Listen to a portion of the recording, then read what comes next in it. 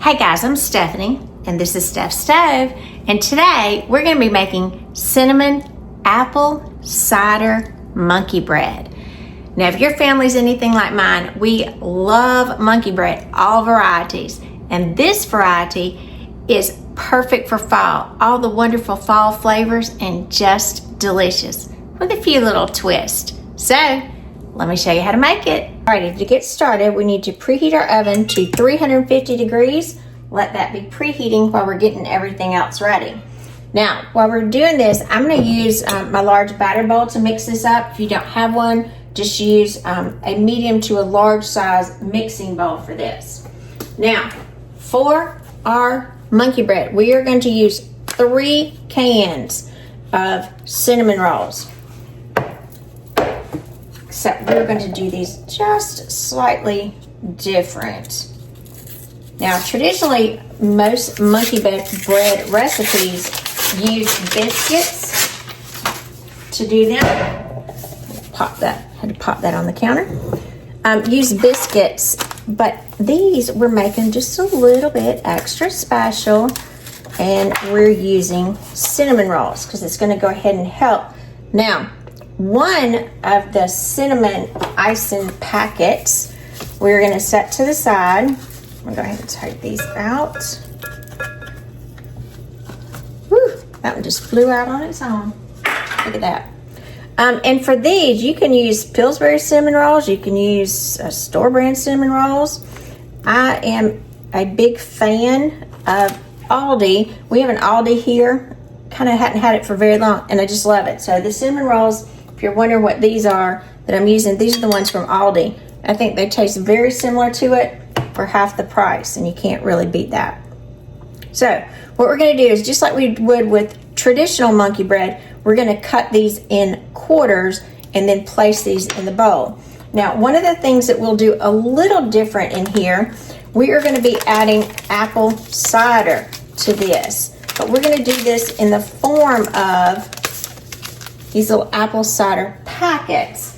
And if you've never seen these come in the store just like this, various brands, kind of like little hot cocoa packets, except they're apple cider. And they're traditionally in the fall is where you'll see these. I didn't want to tear very well. Get the scissors. And so we're going to take 4 of them and put these into our batter bowl. And if you hear a lot of chaos in the background, my little kitten is in full play mode right now, playing with her little toy, so she's flying around. So that's what you hear in the background. All right, so 4 packets of the apple cider mix, and then we're just going to take our cinnamon rolls and we're going to quarter them to little. All right, I've got all of my cinnamon rolls mixed up in here, and they will break apart, so kind of don't worry about that. Now, we do need to mix it up. So I am going to transfer this into a larger size bowl just so it'll be a little easier to do this while we're filming, because I want all of that to come between them. I'm going to do this in little sections. If at home, you may want to even mix this up by hand. Add your hand in there to it to be sure they're nice and coated. And you can get, gosh, that apple flavor that is in there. Actually, you know what? I'm just going to go in with my hand because we need to break these apart. I was trying not to put my hands in it for you, but it's the way I do it at home, so we'll just do it that way. So you want to break them apart. Go in there. Get all of that coating on them. Got a little bit at the bottom. I'll come back, and the rest of this I'll sprinkle over the top.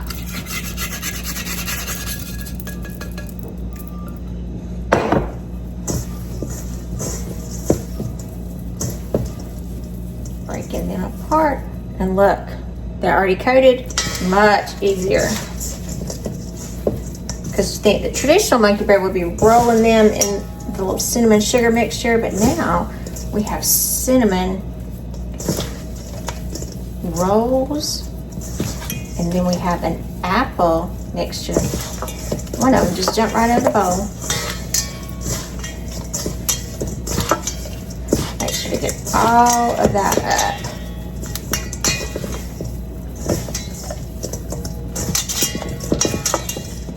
All right, and at the bottom, I don't have any extra at the bottom. I'm just kind of like picking them up to toss them, to break them apart, because they naturally want to stick back together. And I want them more separate, little pieces. All right, that's good. I'm gonna go give my hands a rinse and be right back. I've got nice clean hands now, so I'm gonna move this to the side over here. And we are gonna be baking this in a bundt pan. That little extra one, I'll have to get rid of him.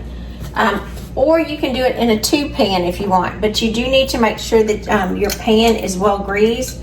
Now, I've already went over some of mine, but it sat for just a second, so I want to go over. I'm using my cake goop in here, and if you do, you want to be sure, or even if you're spraying it with a nonstick spray, that you're going up to the sides, through the center really well, so this comes out easily, and the crevices, and nice, okay? So, we have that taken care of. Perfect at this point. Now, as we get ready to layer this, we are going to layer about a third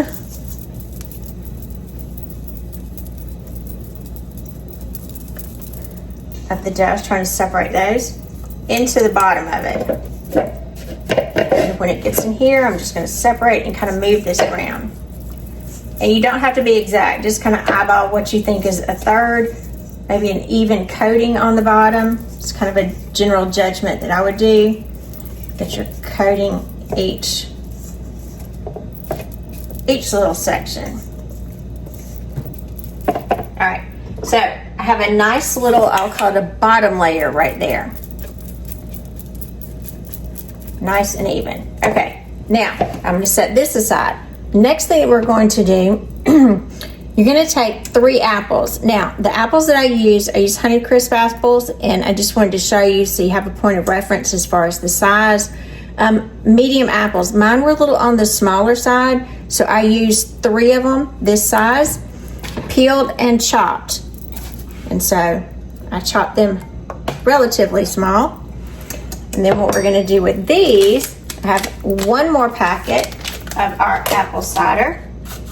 So we'll have a total of 5. I'm going to take 1 packet and put it over our apples. Mix it together just to coat our apples nicely.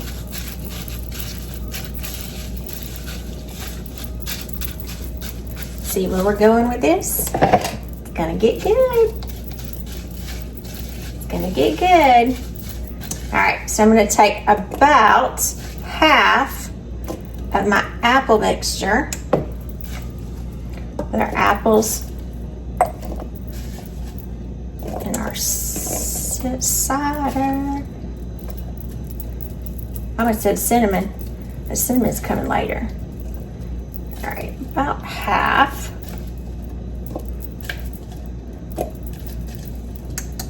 That looks good. Well, I'll do another one. All right. So now we look like this. Then, y'all know I'm a pecan girl. So I've got my pecans from the pecan pantry. And we're going to do about a cup, which is about what I have left in the bottom of this.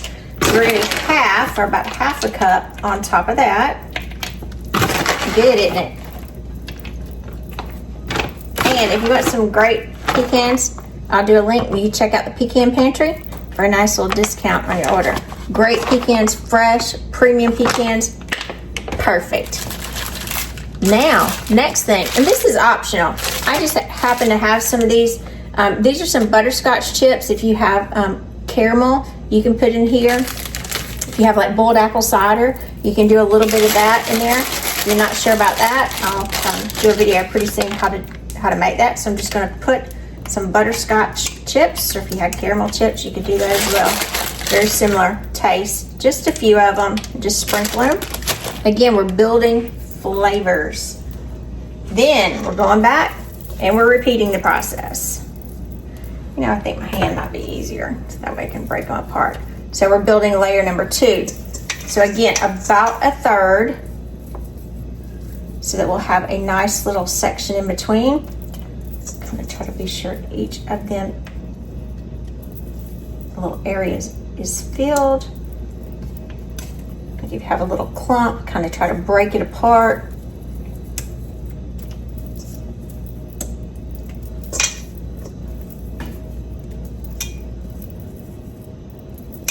I just want to be sure all that is covering it.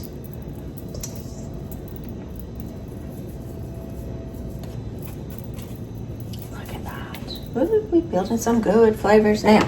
Okay, and now we repeat. Apples. So we'll use the remainder of our apples at this point. The apples we'll only use on the bottom layer and the middle layer.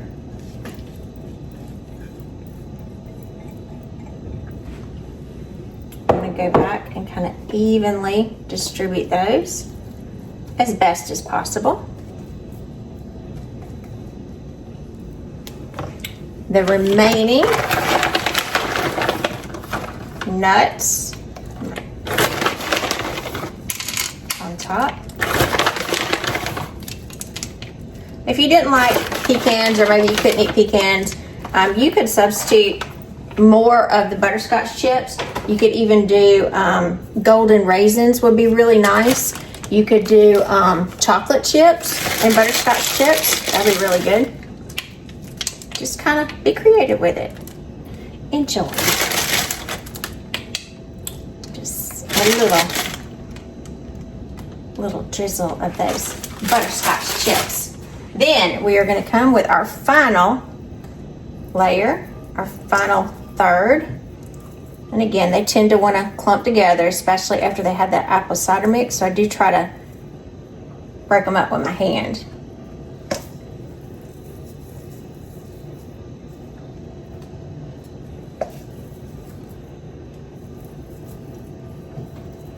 And if you wanted to make this in advance, you could pretty much, just like with other monkey breads, you could do this portion pre-bake and cover it with aluminum foil, put it in the refrigerator overnight, and then just take it out in the morning. Like if you wanted to take that to maybe your Sunday school class, or maybe you had just a gathering early morning and you just wanted to put it in the oven while you were getting ready and showering and so forth, that would be fine. I know during the holidays, that's what I'll do a lot, is I'll prep something like this the night before, have it covered with aluminum foil in the refrigerator, and then, especially like Christmas morning, Thanksgiving, where it's just a lot of busyness going on, I'll just pop it in the oven as soon as we get up, and then we'll just kind of graze on it. It's generally what we like to do. All right. I'm looking for, I need to wipe my fingers off. I use it on my towel here. All right. Now you said, okay, are we ready? Nope, we're still not ready to bake it. You think, oh, it can't get much better. Yes, it can. Yes, it can. So right here, I have measured out, this is 6 tablespoons of melted butter. And to that, we are going to add 2 teaspoons of cinnamon. I told you cinnamon was coming later. 2 teaspoons of cinnamon. Cinnamon's good, good, good, good, good. So I'm gonna go ahead and whisk that together. Get some nice cinnamon butter going on. Set that there. And then 1 of the cinnamon, of the little icing packets.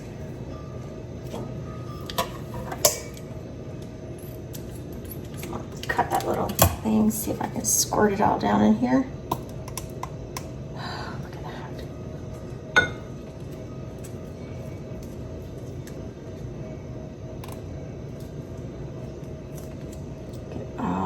In there.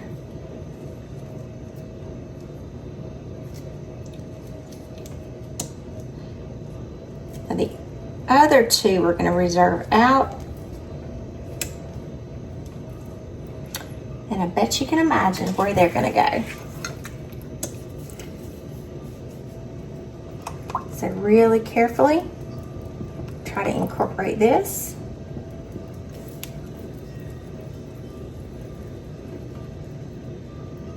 Break it down. Small motions to get that icing incorporated into the butter and the cinnamon mixture.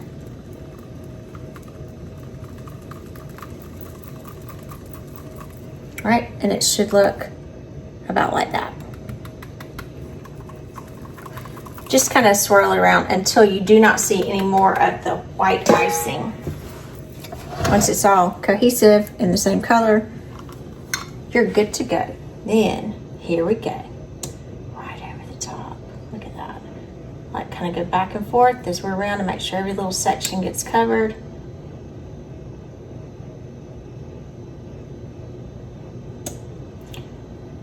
It's getting thick. It's not wanting to come out right now. That's all right. We'll help it.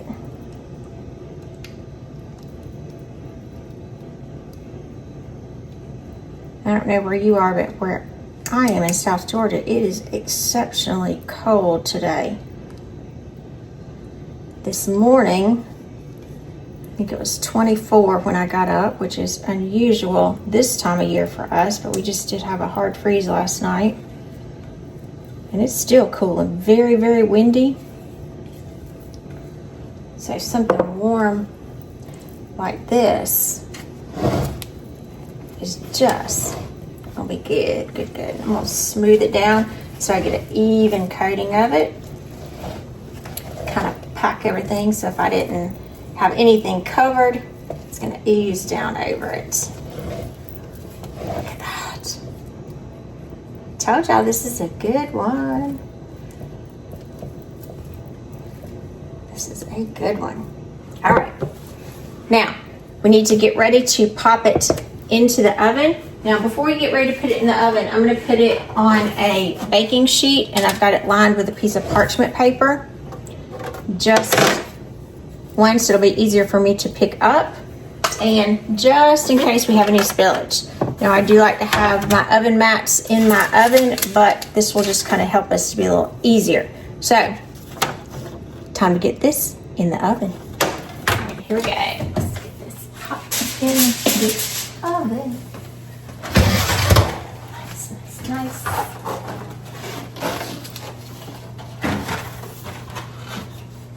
All right, and this is this is going to bake for about 40 to 45 minutes, depending on your oven.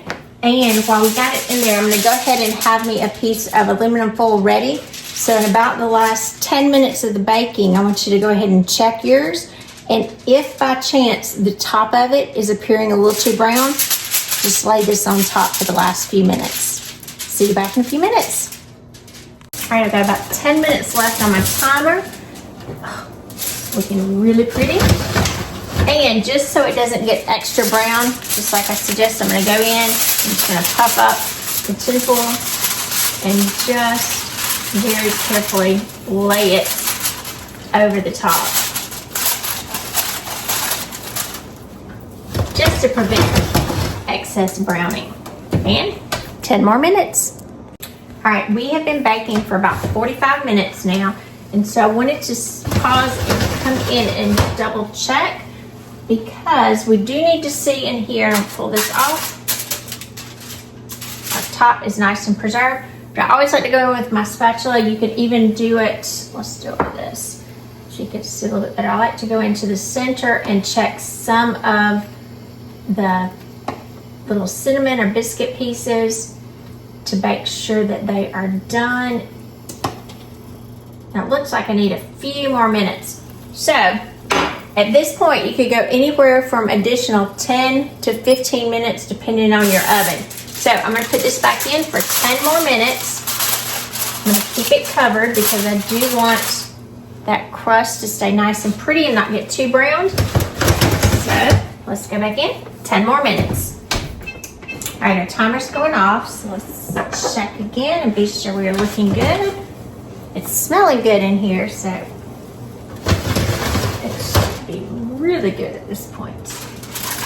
This tin foil usually isn't that hot, so you can go ahead and safely touch it. See, it's up there. Oh yeah, we look nice at this point. Very nice. Alrighty, let's get this out of the oven. That up. Look at that. Covering the top made all the difference. It's nice and brown, but not too brown. Okay, let's put that over there. Turn our oven off and get this closed up. Let's come a little closer for a little look fresh out of the oven. Look how pretty it is. Look how pretty. All right, now this does need to cool, so I'm gonna let it cool about 5 minutes on the pan, and then I'm gonna take it off. I have a wire baking rack, or excuse me, a cooling rack under here, and it needs to sit on the cooling rack at least 10, 15, maybe even 20 minutes before we invert it out to make sure everything stays together nicely. So let this cool, and then we're going to get ready to invert it in about 15 to 20 minutes. All right, this has been cooling on the wire rack in the pan for about 15 or 20 minutes now, so it's still warm, like the bottom of it. So I'm gonna go ahead and move it, but we can invert it. So let me move this over to the side. I'm actually gonna use my pot holders because, like I said, this is still warm. All right, here we go. I'm gonna take my plate. Try to get under here because, like I said, it is still warm. All right, and invert. I'm just gonna leave it sitting there for just a couple of minutes. Now, we're gonna let it sit just like this, almost. We just want it to fall down. Don't force it on here. So let it sit here for about 5 minutes or so and just let it fall down so all those juices come down with it. Ooh, I started hearing them go down. We'll be back in a few minutes. All right, let it set inverted for about 5 minutes. And come up, and again, be careful because it's still very hot. Very hot. I'm gonna just shake. And again, don't force it. Leave it upside down for a few minutes. And let's see. Oh, it's hot still. Gosh. Oh, it's coming up. Oh, so the whole thing is look at that. We only had a few pieces that stuck. But we'll just pop him back into place. And again, that's why you don't want to force it, because it's so gooey. We don't want to tear it. All right, look at that. Look at that. Nice and ooey gooey. Now for our remaining 2 icing packets. If you like, you can ice with the remaining 2 packets. 1 packet, or you can leave it alone. So I think I'm gonna start with 1. I'm gonna do 1 in here. Let's just make it extra.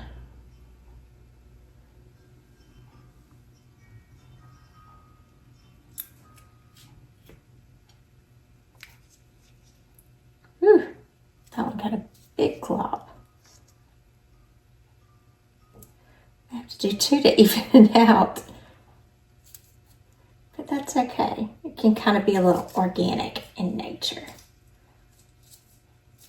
Doesn't have to fall precise.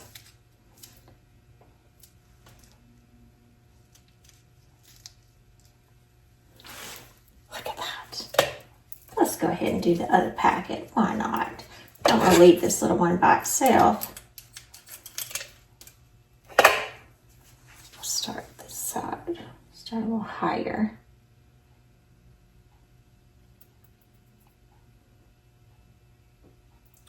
Cover some of these extra spots.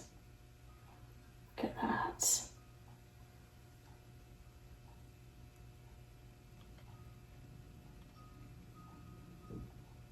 Look. I think that extra one was just what it needed. I don't think I'm going to use all of it. but you can use as much or as little as you like.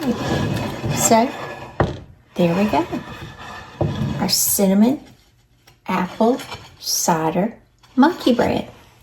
I'm Stephanie. This has been Steph's Stove. For today, we made cinnamon apple cider monkey bread. Just yummy. It's not always the prettiest, but it sure is good. You're gonna cut it and cut it. Now you can slice it just like a cake. You can do traditional monkey bread, like where you just kind of pull it apart. Any option to get into it will work. I'll try to just do a cake slice method so we can get in here and get several of those. The apples, the nuts. Like I said, just yummy. Look at there. Those pretty apples in there. Look at that. Yummy.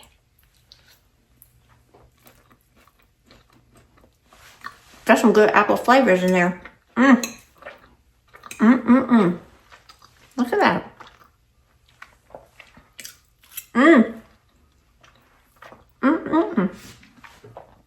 Still warm. Not super hot, but still slightly warm. But just delicious. This is perfect for cozy fall baking, holiday breakfasts or brunch, or just a morning or evening with family and friends. Just perfect. I'm gonna finish this off in just a minute. Now, when you invert it, give it a second because all of that gooiness has to come down. Don't force it. Just let it sit, let it come down, and it'll come out nicely. So I do hope you enjoyed this recipe and try it with your family. It's a great thing to do in the fall. Kind of give it a nice twist to our favorite monkey bread recipes. So give us a thumbs up. Click that subscribe button for more great content like this. Steph's Stove, we're making memories one dish at a time. And today, ladies and gentlemen, is Veterans Day. So I just did want to pause and just say thank you to all of our veterans. From my family to you, we appreciate your service and we thank you. Happy Veterans Day.